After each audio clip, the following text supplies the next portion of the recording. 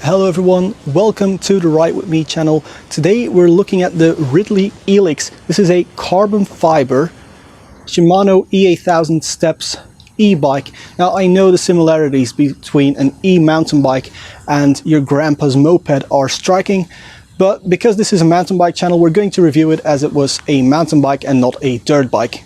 Now you can buy this Ridley Elykx in 3 different versions. There's the €3,800 aluminium hardtail, and there's a €6,000 carbon fiber top of the line Di2 model. What I have here is like the middle of the range €4,800 mechanical XT version. So to see if this is the Goldilocks bike or if there's just too much compromise going on, let's start with the build. So I have the large size carbon fiber frame and I think it looks really good. It is plenty stiff and has great standover clearance, allowing for flex in the seat post to help with comfort. Now most of the components are from Ridley themselves or the sister brand Forza or Forza, I don't quite know how to pronounce it. And they're actually all quite good, providing a nice balance between stiffness and comfort. And I especially like the saddle as it's really comfortable to me.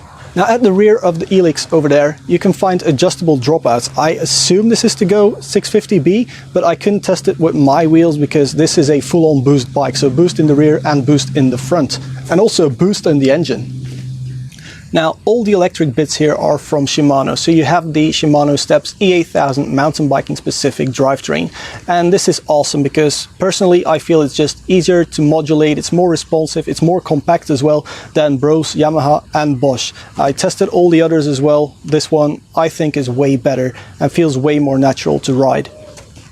Now the other bits are also Shimano. So you get Shimano XT shifters, a Shimano XT derailleur, you get these awesome Jaguar cables, which is a massive thumbs up from me because they just last way longer than standard cables. And then you get a KMC chain and a Shimano SLX 11-42 cassette. So it's not full XT, but it's pretty close.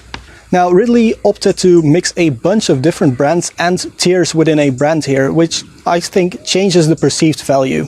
Now the fork is an SR Suntour Radon 34, 120 millimeters of travel, and it's actually a lot stiffer and responsive than I thought. It's quite easy to just adjust the air pressure and the rebound, but I think it needs a tiny little bit more progression. It also comes with a really handy lockout on the handlebars. That's a massive plus as well. Now looking at the geometry chart, you could say the Elykx has very conservative geometry, and you'd be right.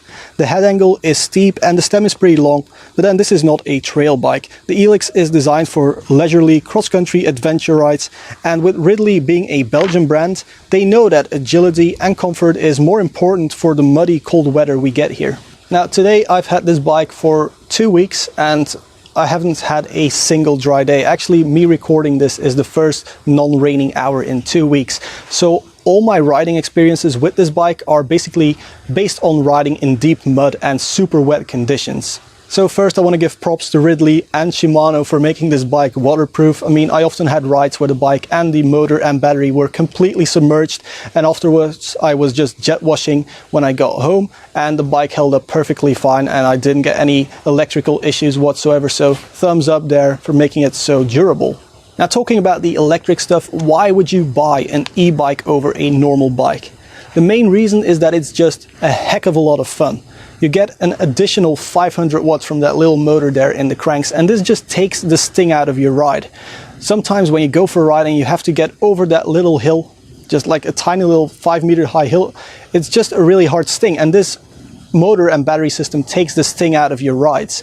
Now comparing it to non-e-bike rides, same terrain, same intensity, I was getting about the same heart rate, but I was never getting those super high peaks with this bike. So it's probably healthier and more fun to train on this bike than it is on a normal bike.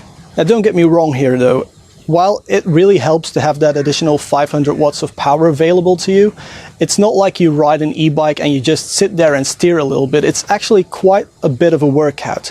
So if you come like me from a normal mountain bike, the first thing you'll notice is that your arms, your shoulders and your back are going to have a much better ride, much better training than they would on a normal bike, because the bike is a little bit heavier than, you know, a normal hardtail. So you really get a full body workout, whereas with a normal mountain bike, it's mostly the legs. And you're still training your legs, by the way. This thing caps out at 25 kilometers an hour. It's not legally allowed to go faster than that. So all the pedaling above 25 comes from your legs. If anything, I think e-bikes are probably better for training purposes than normal cross-country bikes, as they just allow you to go farther and explore new stuff that you wouldn't do on a normal bike, because you'd be afraid that if you get lost you'd be like completely done for, you wouldn't get home anymore. So the Steps E8000 comes with 3 different modes. Obviously there's the offsetting, then there's the very boring eco mode, which you feel that it's assisting you but it's just boring. Then there's a really fun trail mode, which you should probably be on all the time. It feels like going down a little hill. And then there's also boost mode, which feels like going down a hill with rockets strapped to your back. It's awesome and it's dangerous, and I crashed it in boost mode. I didn't crash it in other modes. So boost is where you want to be. It's just hilarious fun. So about this range then, if you set it to eco mode, 100 kilometers, 60 miles-ish is what you'll get. If you go to the more fun trail mode, you get half of that. And then if you set it to please don't kill me boost mode, you get just a quarter of that initial eco mode. I managed to empty the battery completely in 25 kilometers, and that's down to some very basic maths. You have a 600 watt hour battery and a 500 watt motor. So if you're constantly maxing out the assist, you get about 1 hour. Now, I don't think most people are ever going to empty out this battery in a single ride, but if you do, it'll go into some sort of forced eco mode where you still have an assist coming from the bike, so you don't suddenly end up with a really heavy bike and no assist. That's really nice, and I just really like the fun aspect of e-bikes. It's just a blast compared to a normal bike where once your legs are done, your complete ride is over. With an e-bike, the bike is still going to help you out, and that's awesome. And once you get home, you just plug it into the wall, and in about 3 hours of charging, your battery will be completely topped up again. So where the motor really helps you isn't just when going through a headwind or when going up a steep hill. It's also awesome for accelerating out of slow corners. So you'll accelerate up to 25 kilometers an hour, faster than everyone else really, and then your legs can take over to push to 30, 35 kilometers an hour. Now, once you do get over the assisted speed, it's a really weird feeling, like the bike suddenly drops off and you start to notice how heavy and how slow it's feeling compared to like a normal lightweight carbon fiber hardtail. So now that we're a few minutes in, let's actually talk negatives. First of all, the foam grips. Why on earth are there foam grips on a Belgian e-bike? This thing is going to be in the mud, in the wet, in like really horrible wet weather all the time. I had the grips move around a lot. It's super annoying and they simply shouldn't be there. The bike weighs a lot, so there's not really any point in saving 50 grams on foam grips. And then there are also the horrible Tektro brakes. These force you to do 2 or 3 finger braking, which is super annoying when the bike is sliding around a lot, when you no longer have that full control over your handlebars. Also, the rotors are tiny, and even in this cold weather I managed to overheat them. They even warped at the rear, and they just clog up with mud super easily. So no, I do not like the grips or the brakes. And now that I'm on a bit of a rant anyway, what the hell are these Smart Sand Performance tires? They're 29 by 2.25, so they don't really have a lot of air volume in them, so you have to run them super hard in order to not get pinch flats, because they're not even set up tubeless.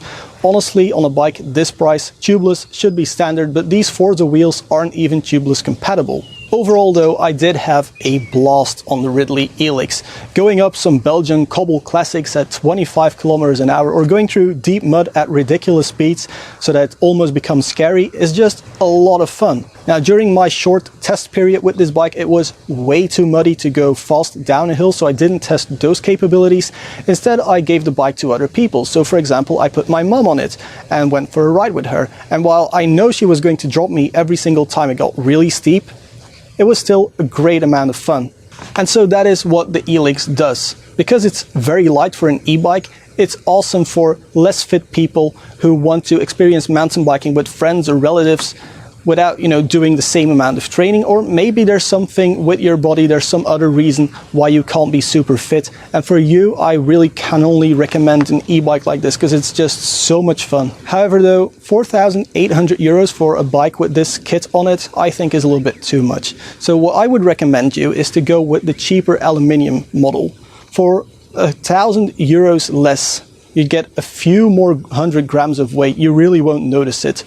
And yeah, 1,000 euros less expensive is also awesome, because you can then invest it on better tires. Now, I did talk to Ridley about the negatives and like the annoyances that I had with this bike. They say they're looking into it, so hopefully they can fix it really soon. And if they do fix all 3 of those annoyances that I have with this bike, it will get a full recommended. But for now, I'd say go with the aluminium model. So to conclude this video review of the Ridley Elykx then, I had an amazing time with this bike despite all the mud and all the wind and the cold weather that I had to deal with just to do a review on it. I think you'll probably love it as well. If Ridley can fix like the minor annoyances that I have with it, I think it's going to be a great bike. Right then, so if you like this video, please give it a thumbs up. I went through a lot of pain and cold just to do this bike review, so yeah, please just give it a thumbs up. Please subscribe as well, and if you have a different bike that you want to see reviewed, let me know in the comment area. I'll try to get in contact with the manufacturer and, you know, do a test on it as well. For now though, massive thanks for watching, and I'll see you guys sometime in the future with a new bike review.